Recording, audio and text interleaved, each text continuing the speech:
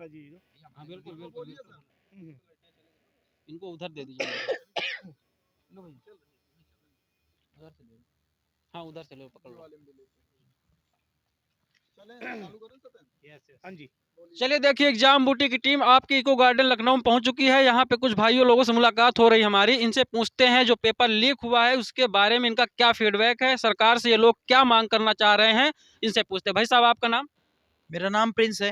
Actually मैं selection वाला team RD campus Agra से बिलोंग करता हूं और मैं केवल एक ही चीज़ की मांग कर रहा हूं कि निष्पक्ष जांच होनी चाहिए इस चीज़ की और एकदम अहिंसा, बिल्कुल हिंसा नहीं होगी, बिल्कुल शांतिपूर्वक धरना प्रदर्शन होगा। किसी प्रकार का कोई भी पक्षपात नहीं होना चाहिए और बिल्कुल निष्पक्ष एकदम रिजल्ट निकल कर आना चाहिए। जिस चीज़ के लिए सारे बच्चे परेशान है ना, एक्चुअल में अगर 17 तारीख की दूसरी शिफ्ट या 18 तारीख की दूसरी शिफ्ट ये कोई भी एग्जाम अगर लीक हुआ है ना, तो इसका मतलब कि इसका प्रभाव चार चार के चारों सभी आपकी शिफ्टों में पड़ेगा, 100% पड़ेगा।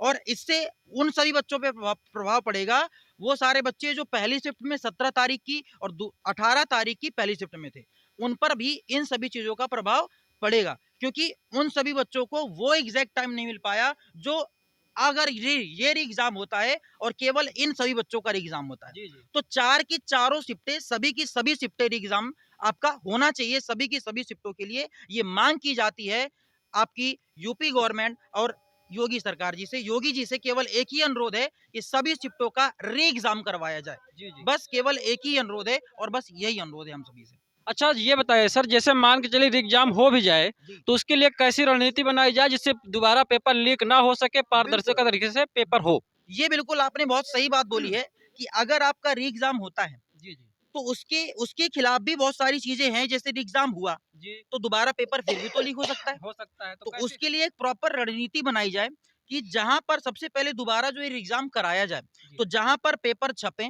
जी या फिर जहां पर पेपर जाएं, जी सबसे पहले उन लोगों की सबसे पहले निगरानी हो या उन लोगों पर सबसे पहले आपका देख रेख हो। सबसे पहले जहां पर ये सारे पेपर वहां पे पहुंचे और जहां पर ये पेपर प्रिंटिंग हो, सबसे पहले उन लोगों के फोन सबसे पहले जमा करवाए जाएं। उन लोगों को सोशल मीडिया से दूर किया जाए। जो लोग वहां पर मौजूद होंगे सबसे पहले उन लोगों को सोशल नेटवर्क से बिल्कुल दूर किया जाए। जी बिल्कुल सही बात। हम तो ये चाहते हैं ये कंडीशन बिल्कुल ना हो। जी जी अगर सरकार चाहे ना जी तो जी बाल का सॉरी सर का बाल भी बाका ना हो बिल्कुल सकते। बिल्कुल सही बात है। सरकार अगर चाहे तो 1% एक क्वेश्चन लीक नहीं हो सकता। जी बिल्कुल आप भी जानते हैं इस चीज को, बिल्कुल हम भी बिल्कुल जानते हैं। बिल्कुल बिल्कुल। तो इसमें कहीं ना कहीं सरकार की ढील हो सकती है, पर मैं नहीं कहूंगा कि सरकारी ढील है। कहीं ना कहीं किसी ना सिस्टम किसी की सिस्टम की ढील हो सकती बिल्कुल है बिल्कुल। ना। जी जी तो बस हम लोग जो आए हैं, हम लोग बस शांतिपूर्ण ये कहना चाहते हैं योगी सरकार से, यूपी स्टेट गवर्नमेंट से, कि जो बच्चे इतनी सालों से मेहनत करते आ रहे हैं जी जी तो उनको कुछ ना कुछ फल तो मिलना चाहिए ना। बिल्कुल बिल्कुल अब वो पेपर लीक हो गया, जो बच्चे 2 3 4 सालों से मेहनत कर रहे हैं उनको अगर उनका फल ना मिले फिर बिल्कुल। क्या चीज है। जी बिल्कुल सही बात है। कोई बच्चा गांव से बिलोंग कर रहा है, 5,000 रुपए रेंट दे करके रह रहा है, कोचिंग की फीस भरता है, ये करता है वो करता है। मैंने खुद देखा उन बच्चों को कैसे कैसे फीस कैसे कैसे फीस भर रहे हैं, फिर घर पे आकर के रोना धोना, रात को रोटी बना रहे हैं अपने हाथों से, खा रहे हैं, बिल्कुल पी रहे बिल्कुल हैं। बिल्कुल सही बात। बताइए सर, नहीं वही बिल्कुल। बच्चे आके हमसे कह रहे हैं कि सर बताओ, इतनी मेहनत हम लोगों ने करी, दिन रात एक कर दिया, हमें क्या मिला। जी बिल्कुल सही बात है। सर देखो, जैसे पेपर आउट की जैसे आपने बात की है, एनडीए पेपर कराता है, सीडीएस पेपर कराता है, यूपीएससी पेपर कराता है, आईआईटी पेपर कराता है, नीट पेपर कराता है, इनका पेपर कभी आउट आउट नहीं होता। आप जितने भी स्टेट गवर्नमेंट के एग्जाम उठा के देख लो, चाहे वो यूपी गवर्नमेंट हो, हरियाणा हो, राजस्थान हो, एमपी हो, सारे स्टेट के गवर्नमेंट के जितने भी एग्जाम होते हैं उनके साथ सेम यही प्रॉब्लम है। कोई भी भर्ती निष्पक्ष रूप से नहीं होती और बच्चों की जो मांग है ना री एग्जाम की, वो कोई नाजायज मांग नहीं है। उन्होंने बिल्कुल सही मांग की है कि अगर उन्हें ऐसा लग रहा है कि पेपर आउट हुआ है तो इसमें दोबारा अगर पेपर करा देंगे तो इसमें क्या जा रहा है गवर्नमेंट का, है ना। तो प्लीज हमारी भी हाथ जोड़ के सारे टीचरों की रिक्वेस्ट है कि री एग्जाम होना चाहिए। गवर्नमेंट के बच्चे सिर्फ यही तो एक मौका ही तो चाह रहे हैं, एक मौका ही तो चाह रहे हैं कि उन्हें पेपर देने का एक मौका मिल जाए। अगर वो पास करते हैं एग्जाम तो उन्हें जॉब मिले, बिल्कुल बिल्कुल। अदरवाइज जॉब नहीं मिले। वो ये थोड़ी ना कह रहे कि हमें जॉब दे दो, है ना। तो बिल्कुल जेन्युइन मांग है ये। एक बात जो हम भी इसी पक्ष में आए हुए हैं कि री एग्जाम होना चाहिए। आप हमारे साथी पश्चिम यूपी से मेरे ख्याल से है ना, हम लोग प्रयागराज इलाहाबाद से, मैं डॉक्टर सुनील त्रिपाठी एसबीजे एजुकेट से हूँ।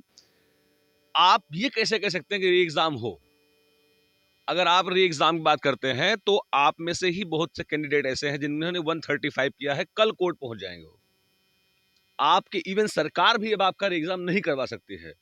री एग्जाम करवाने की कंडीशन ये होती है कि जो ये इन्होंने बनाया हुआ बॉडी, जो जांच एजेंसी बनी हुई है, सबसे पहले हमें करना क्या है कि जितने विद्यार्थी जितने प्रूफ पाए हुए हैं, आज 23 तारीख को शाम को 6 बजे तक हर हाल में जितना संभव हो सके वहां जमा करें। फिर एजेंसी क्या करती है, बाकायदे रिपोर्ट पेश करती है।